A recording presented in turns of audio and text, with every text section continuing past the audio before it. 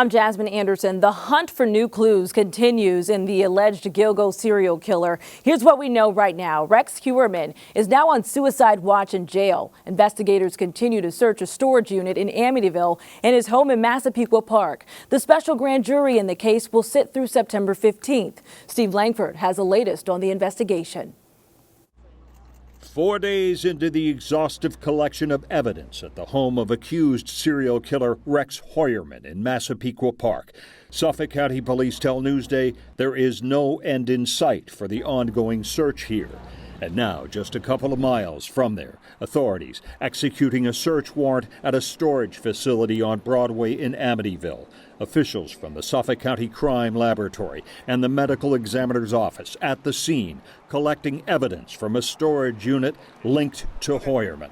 A couple of people who work on this side of the street from the storage facility tell us they saw one police car stationed over here starting a few days ago. The importance of the storage units is that investigators early on believed that he killed the women in one spot and processed the bodies somewhere else. And for that, he needed something like a storage unit. Newsday investigative reporter Sandra Petty says the bodies of the 3 Gilgo Beach victims for whom Heuermann is charged with their murders were tied up with belts or duct tape and wrapped in burlap, according to the Suffolk County District Attorney. A storage unit would be perfect for that because it would be private, he'd have time, he wouldn't have to worry about friends or family stopping by his home. He's a big, tall dude. Roy Smith lives and works across the street from the Amityville storage facility and says he remembers seeing Rex Heuermann around here. Yeah, this is a guy, I see him a couple of times over by the gas station, get gas. A police car was seen stationed outside another storage unit at the same facility Monday. It's not over. I mean, it's not over by a long shot. So this is the first step. Suffolk County District Attorney Ray Tierney telling Newsday authorities decided they could not wait any longer to arrest Heuermann because he continued to contact sex workers, according to court papers, sparking fears for their safety. You know, this is great, right? But we all talk about how many bodies are out there. So let's there's so much more work to be done. And there remain 6 other Gilgo Beach victims whose families continue their long wait for justice. Full justice is all the cases being closed. Steve Langford for Newsday TV. Newsday's team of journalists is working around the clock to bring you the latest on the Gilgo investigation. You can read more. Just click Get More below the Newsday TV video box on our homepage. One of the largest Long Island school districts is now signaling compliance with the Native American mascot ban. It's the latest in a story you saw first in Newsday. The Sachem School District will set up a committee to replace the current Flaming Arrows logo and team name. But like other local districts, it's not ruling out a legal challenge. Sachem schools missed a state-mandated June deadline to agree to stop using Native American names, logos, and mascots. Schools were ordered to change Indigenous team names and imagery by the end of next school year or risk losing state aid. Happening today, the first pretrial conference in former President Trump's landmark criminal case over classified documents. Prosecutors and defense lawyers are appearing before a federal judge in Florida.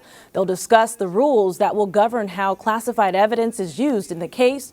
Trump has pleaded not guilty to conspiring to hide classified documents from Justice Department investigators. New trouble for embattled Long Island Congressman George Santos. 2 House Democrats are introducing a resolution to censure indicted Republican over his lies during his 2022 congressional run. He's lied about every facet of his life, his employment and educational background, his business and philanthropic endeavors, his ties to historical events like the Holocaust, 9/11, and the Pulse mass shooting. The breadth and depth of his deception is so staggering that it cries out for congressional punishment. Santos has remained in Congress despite a 13-count federal indictment. No deal for Giants star running back Saquon Barkley. Kim Jones takes a look at what's next for him and the team. Today did not exactly go as the New York Giants would have hoped. They and Saquon Barkley, their franchise player, did not agree to a deal. What does that mean? Well, it means this. Barkley is free to sit out any and all parts of training camp. And he would get no credit for going, but he will certainly get no penalty for not being there because he's not under contract. When the regular season begins, they hope Barkley is in the fold to play a slate of games, hopefully a full 17 games for the New York Giants. But for Saquon Barkley, this has to be a disappointment that he is going to play under a $10.1 million franchise tag as opposed to the long-term deal he sought. He has been the Giants' best offensive player. Now we're going to see, or eventually we're going to see, how he responds to what has to be a disappointment. Read more about Kim's take on Barkley on Newsday.com. Click Get More below the Newsday TV video box. Now to your luck. The Powerball jackpot has soared to $1 billion. Tonight we have another life-changing jackpot for you. It is worth an estimated $922 million. Good luck to you. Here are tonight's winning numbers. But no one matched all 6 numbers last night. That makes tomorrow night's jackpot the 3rd largest Powerball jackpot ever and the 7th largest U.S. lottery prize. But check your tickets from last night. There are 5 tickets worth $1 million that matched all 5 white balls. One of them was in New York. The winning numbers on your screen: 5, 8, 9, 17, 41, and red Powerball was 21. Good luck. Your hyper-local weather, another hot and humid day. Here's a look at Sag Main Beach in Sagaponack. You can see some hazy sun thanks to the Canadian wildfires. We are tracking afternoon showers today, highs around 83 degrees. Tonight, partly cloudy with lows in the 70s. Tomorrow morning, thunderstorms with temps in the mid-80s. And here's a look at your futurecast. We'll see that rain tomorrow morning, as mentioned, and it will be on and off throughout the week. A look at your 7-day forecast coming up. Watch Newsday TV on the big screen. Use the remote to activate Siri, Alexa, Roku, or the Google Assistant on your streaming device. Say, "Install Newsday." Newsday TV, covering Long Island like no one else can. Newsday Sports is brought to you by PC Richard & Son.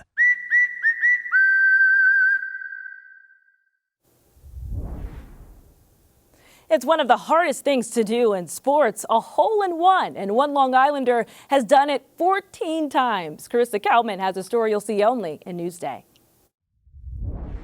Probably about 8 of them were in tournaments. The first one was in a tournament in a junior tournament in Miami. I was probably about 13 years old. While most golfers will never make a hole-in-one, Jane Sermons happens to be an extraordinary exception because she would sink 13 more. They were maybe 1 or 2 every couple years. And then came her 14th, here in Huntington, where the retired LPGA player is an instructor. It landed in this area and it almost came to a complete stop. Then it hits this hill and starts rolling down, and it was like slow motion into the hole. Seemed like it took about 5 minutes, and really it took probably about 30 seconds of that. Her most recent ace here at Cold Spring Harbor Country Club was almost 20 years after her last. I thought I wasn't going to get any more ever in my life. It's been too long. It was over 20 years. This one was amazing. But for Sermons, the greatest joy of golf is teaching it to others. I just love it. I love sharing my love for the game. I can't imagine doing anything else. In Huntington, Carissa Kelman, Newsday TV. Incredible story. Read more about the 14 hole-in-ones on Newsday.com. Click Get More below the Newsday TV video box.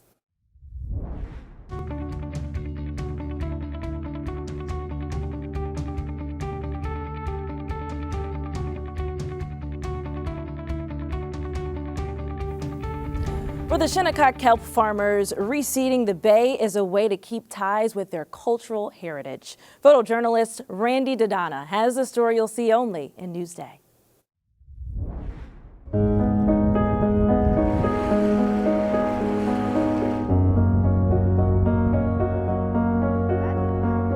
Kelp is really in our DNA. Growing up on Shinnecock, we would make like a feast out of everything that we got from the bay. Only 380 years ago, we had everything. The land, every single inch of this land was ours.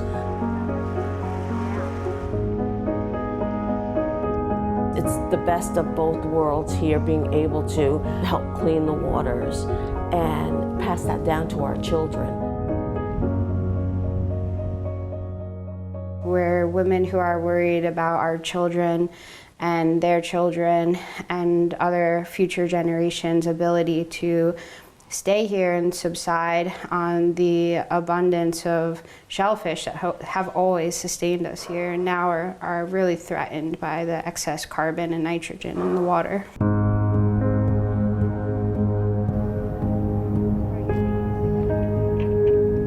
We accomplish our work by farming sugar kelp, which is a type of seaweed that is indigenous to this area and has a multitude of very beneficial uses. The environment is changing and so much is taking place where you can't even survive off the land anymore or in the water.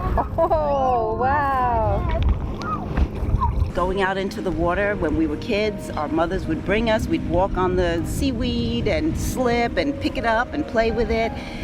You know, at that time we had to learn that it had a purpose in our community. It makes me feel like I am doing what my mother and my grandmother left for me to do, and that is do the best that you can where you are.